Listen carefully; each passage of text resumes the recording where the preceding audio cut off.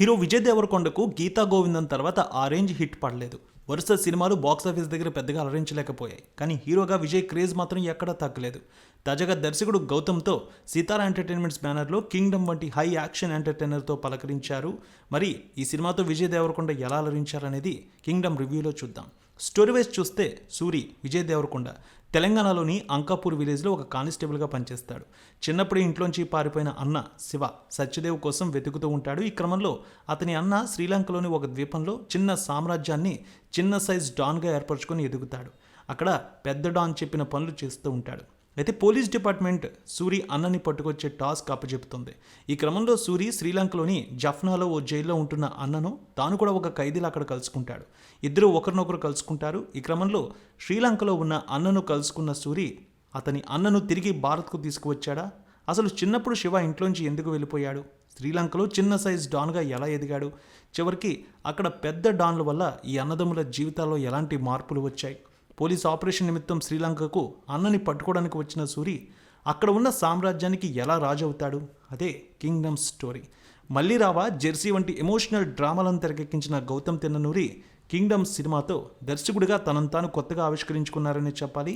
మొదటి సన్నివేశం నుంచే తన మార్క్ అయితే చూపించారు గౌతమ్. తెలుగు ఇండస్ట్రీలో కొత్త కానటువంటి గ్యాంగ్స్టర్ డ్రామాని సరికొత్తగా చెప్పడానికి ప్రయత్నించారు ఈ సినిమాలో. చెప్పాలంటే డైరెక్టర్ ఈ సినిమా విషయంలో చాలా కేర్ తీసుకున్నారు. విజయ్ని పరిచయం చేసిన విధానం అయితే చాలా బాగుంది. స్టోరీలో శ్రీలంకకు వెళ్ళిన తర్వాత కథనం మరింత వేగంగా సాగుతుంది. ఫస్ట్ హాఫ్ అయితే చాలా అద్భుతంగా ఉంది. ఇక సెకండ్ హాఫ్ కాస్త నెమ్మదిస్తుంది. విజయ్ దేవరకొండ సత్యదేవ్ వంటి ఇద్దరు పవర్ఫుల్ నటులు దొరకడం గౌతమ్ పని మరింత సులువైంది. ఇక తెరపై ఇద్దరూ కూడా నువ్వా నేనా అన్న రేంజ్లో నటించారు. అన్నదమ్ముల మధ్య ఎమోషన్ కూడా బాగా వర్కౌట్ అయింది.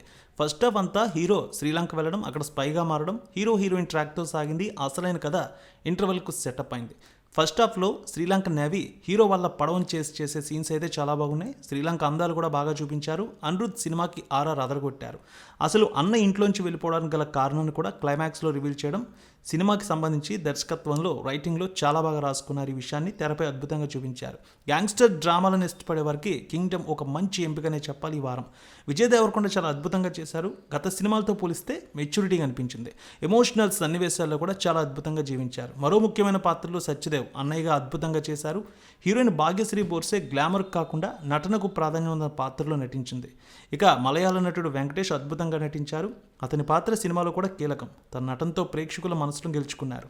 తెలుగులో స్ట్రైట్ సినిమాలకు అవకాశం ఖచ్చితంగా వస్తుంది. ఇక అనిరుద్ సంగీతం ఈ సినిమాకి ప్రాణం పోసింది. ప్రతి సన్నివేశాన్ని తన సంగీతంతో సూపర్గా ఎలివేట్ చేశారు. నిర్మాణ విలువలు అత్యున్నతంగా ఉన్నాయి. దర్శకుడు గౌతమ్ తిన్ననూరి మరోసారి తన రైటింగ్ పవర్ని చూపించారని చెప్పాలి. తెలుగు సినిమాకు సరికొత్త ఎమోషనల్ గ్యాంగ్స్టర్ డ్రామాలు అందించారు. కింగ్డమ్ సినిమాకి చాలా పాజిటివ్ టాక్ వచ్చింది. తొలి రోజు మంచి కలెక్షన్స్ తీసుకువచ్చే అవకాశం ఉందని తెలుస్తోంది. అనలిస్టుల రిపోర్ట్ ప్రకారం దాదాపు తొలి రోజు 35 కోట్ల రూపాయల వరకు కలెక్షన్స్ వచ్చే అవకాశం ఉన్నట్టు అనలిస్టులు భావిస్తున్నారు.